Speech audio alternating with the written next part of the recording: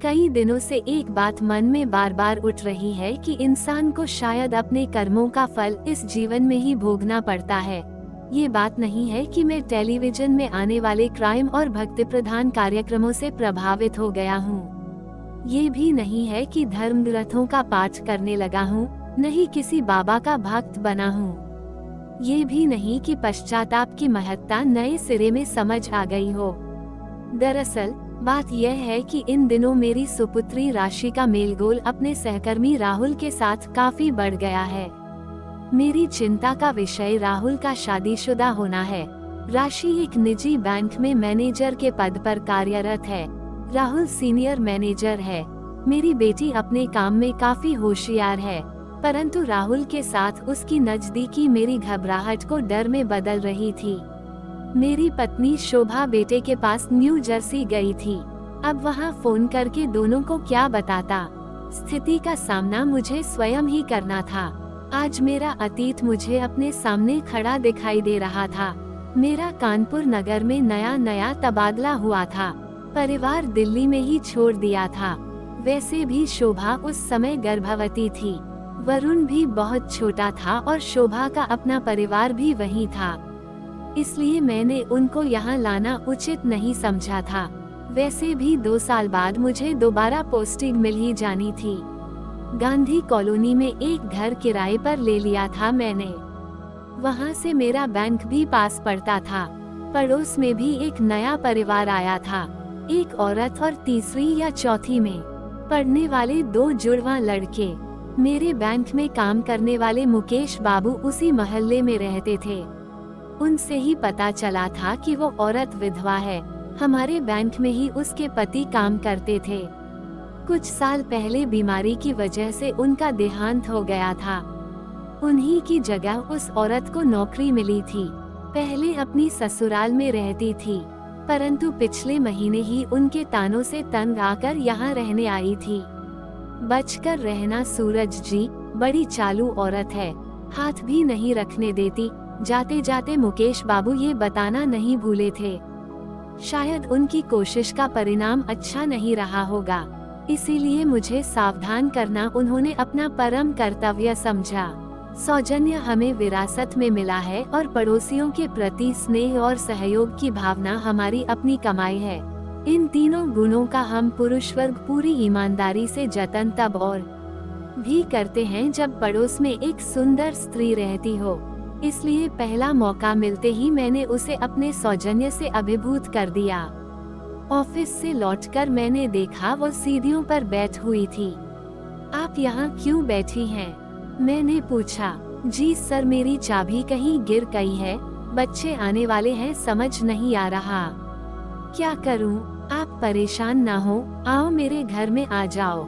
जी, मेरा मतलब है आप अंदर चलकर बैठिए, तब तक मैं चाबी बनाने वाले को लेकर आता हूँ। जी, मैं यही इंतजार कर लूंगी, जैसी आपकी मर्जी। थोड़ी देर बाद रिया जी के घर की चाबी बन गई और मैं उनके घर में बैठकर चाय पी रहा था। आधे घंटे बाद उनके बच्चे भी आ गए। दोनों मेरे बेटे वरुण की ही उम्र के थे। पल भर में ही मैंने उनका दिल जीत लिया।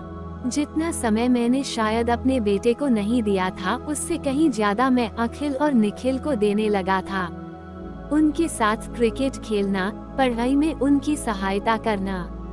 रविवार को उन्हें लेकर मंडी की चाट खाने का तो जैसे नियम बन गया था।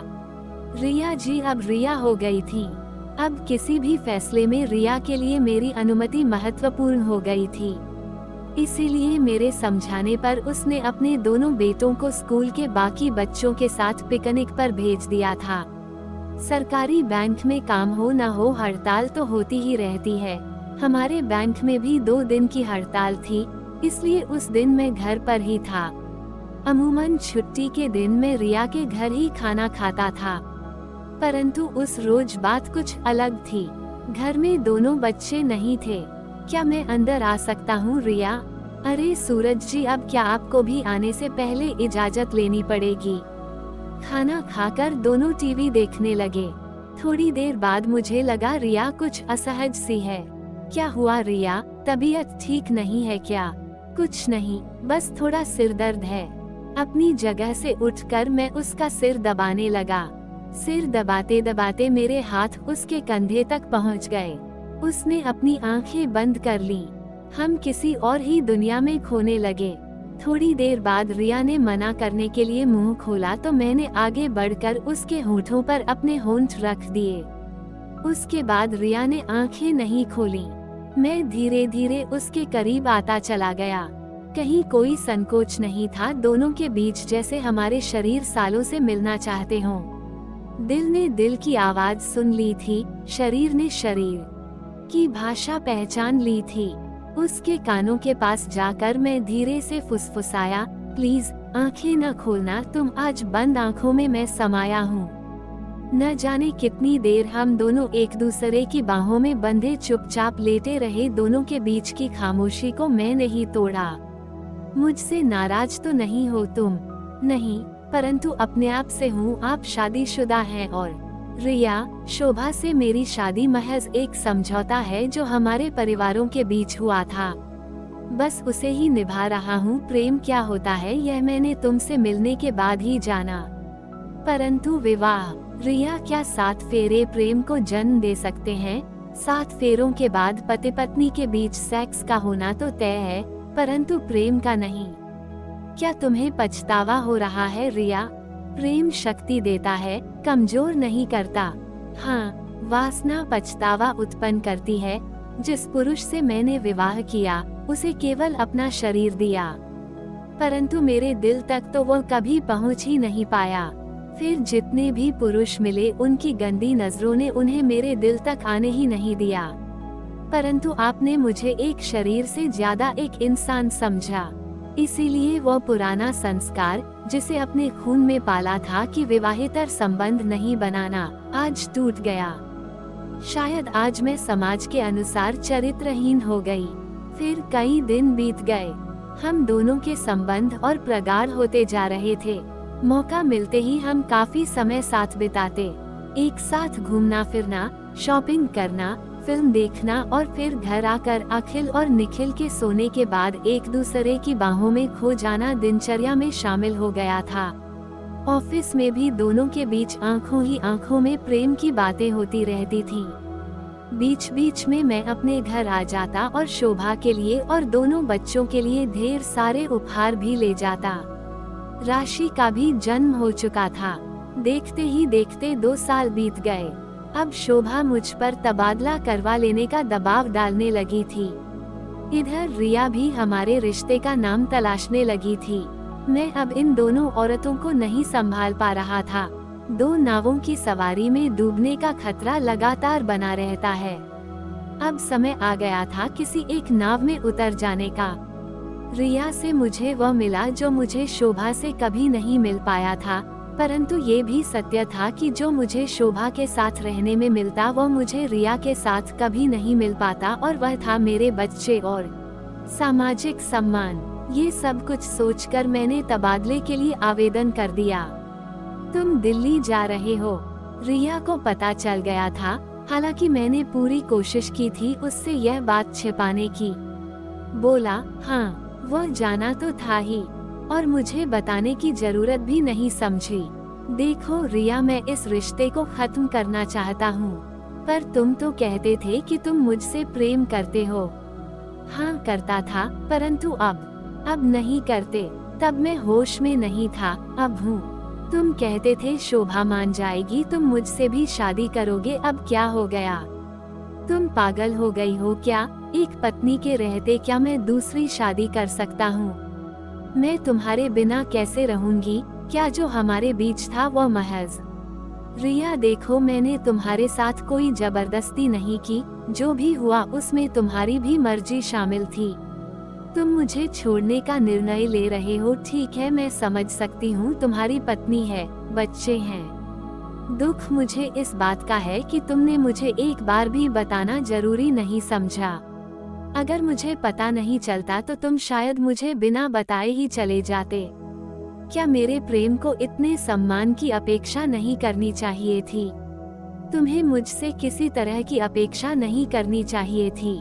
मतलब तुमने मेरा इस्तेमाल किया और अब मन भर जाने पर मुझे हाँ किया, जाओ क्या कर लोगी, मैंने मजाक किया तो क्या तुमने नहीं किया, पूरी कीमत चुकाई है मैंने। बताऊं तुम्हें कितना खर्चा किया है मैंने तुम्हारे ऊपर, कितना नीचे गिर गया था मैं, कैसे बोल गया था मैं वो सब। यह मैं भी जानता था कि रिया ने कभी खुद पर या अपने बच्चों पर ज्यादा खर्च नहीं करने दिया था। उसके अकेलेपन को भरने का दिखावा करते करते मैंने उसी का फायदा उठा लिया था। मैं तुम्हें बताऊंगी कि मैं क्या कर सकती हूँ। आज जो तुमने मेरे साथ किया है वह किसी और लड़की के साथ न करो। इसके लिए तुम्हें सजा मिलनी जरूरी है। तुम जैसा इंसान कभी नहीं सुधरेगा। मुझे शर्म आ रही है कि मैंने तुमसे प्यार किया। उसके बाद रिया ने मुझ पर रेप का केस कर दिया। केस की बात सुनते ही शोभा और मेरी ससुराल वाले और परिवार वाले सभी कानपुर नगर आ गए। मैंने रो रो कर शोभा से माफी मांगी। अगर मैं किसी और पुरुष के साथ संबंध बनाकर तुमसे माफी की उम्मीद करती तो क्या तुम मुझे माफ कर देते सूरज? मैं एकदम चुप रहा। क्या जवाब देता? चुप क्यों हो, बोलो। शायद नहीं, शायद हाँ हाँ हाँ, यकीनन तुम मुझे माफ नहीं करते। पुरुष जब बेवफाई करता है तो समाज स्त्री से उसे माफ कर आगे बढ़ने की उम्मीद करता है, परंतु जब यही गलती एक स्त्री से होती है तो समाज उसे कईर नाम दे डालता है।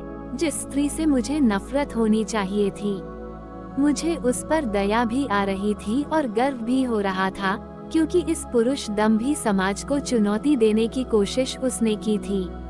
तो तुम मुझे माफ नहीं। मैं उसके जैसी साहसी नहीं हूँ, लेकिन एक बात याद रखना, तुम्हें माफ एक माँ कर रही है, एक पत्नी और एक स्त्री के अपराधी तुम हमेशा रहोगे। शर्म से गर्दन झुक गई थी मेरी। पूरा मोहल्ला रिया पर थू थू कर रहा था। वैसे भी हमारा समाज कमजोर को हमेशा दबाता रहा है, फिर एक अकेली जवान विधवा के चरित्र पर उंगली उठाना बहुत आसान था। उन सभी लोगों ने रिया के खिलाफ गवाही दी जिनके प्रस्ताव को उसने कभी न कभी ठुकराया था। अदालत में रिया केस हार गई थी। जज ने उस पर मुझे बदनाम करने का इल्जाम लगाया। अपने शरीर को स्वयं पर पुरुष को सौंपने वाली स्त्री सही कैसे हो सकती थी, और वह भी तब जब वह गरीब हो। रिया के पास न शक्ति बची थी और न पैसे। जो वो केस हाई कोर्ट ले जाती, उस शहर में भी उसका कुछ नहीं बचा था। अपने बेटों को लेकर वो शहर छोड़कर चली गई। जिस दिन वह जा रही थी मुझसे मिलने आई थी। आज जो भी मेरे साथ हुआ है वो एक मृग तृष्णा के पीछे भागने की सजा है।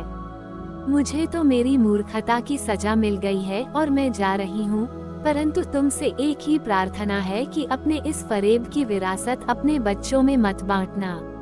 चली गई थी वह। मैं भी अपने परिवार के साथ दिल्ली आ गया था। मेरे और शोभा के बीच जो खालीपन आया था वह कभी नहीं भर पाया।